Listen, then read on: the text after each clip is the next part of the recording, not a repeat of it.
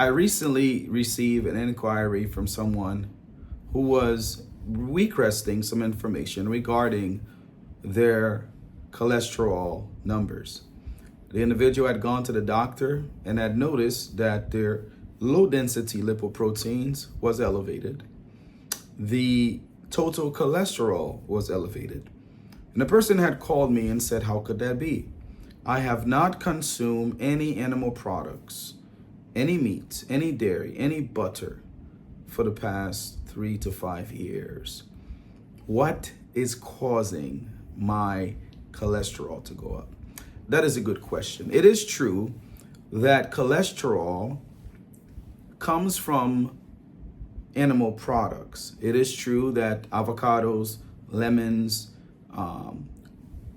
these things do not in of themselves contain cholesterol. It is also true that we do not need animal cholesterol whatsoever because the liver actually produces 80% of our cholesterol. Then what is the cause of the low density lipoproteins and what we call the LDLs, which typically they're called a bad cholesterol, which are not bad at all actually, but that which is bad is the equilibrium imbalance, the imbalance in the levels of the low density lipoproteins going up as opposed to them remaining at a stable number. Because again, LDLs are not bad because they are there to do something. They repair when there is artery destruction. They repair when there is issues that is going on in our body. So when they are high, that shows that there is massive inflammation going on into the body, and hence they have been coined bad cholesterol, but no such thing. However, back to that person. Well, I began to question, what are you eating? Tell me about your eating habits. Come to find out that the person was consuming lots and lots of coconut oil. Well, many times we have heard people quote and cite studies on how coconut oil is good for them. But most of the studies that have been done on coconut oil do not refer to what we call hydrogenated coconut oil. These coconut oils are the ones that are essentially hard at room temperature. These are coconut oils that the carbon backbone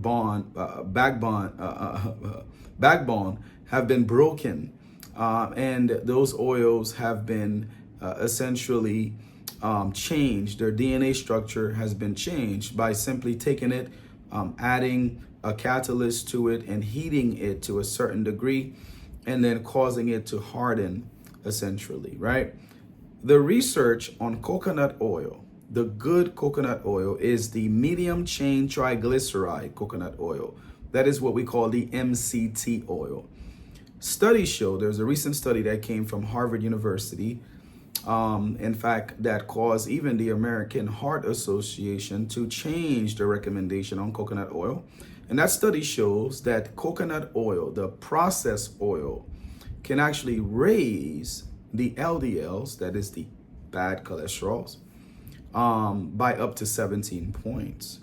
And in fact, they found that those who particularly were eating coconuts with the fiber, those who are eating actual coconuts in tropical areas, did not have the same issue. In fact, their LDLs were lower. So the problem is not the coconut itself, but it is the hydrogenated coconut oil.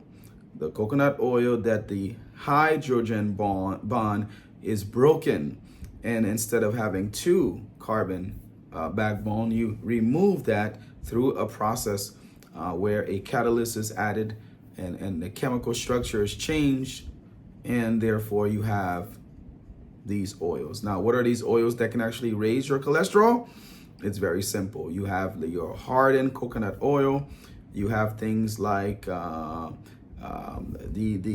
plant-based butters. Those things are not good, and unfortunately, I know some of them taste pretty good to us, but anytime you have coconut oil that has hardened, It is not the good kind. And so I have a study on this coming up on the LDLs and the hyperlipidemia issues. So look for that coming up. Blessings.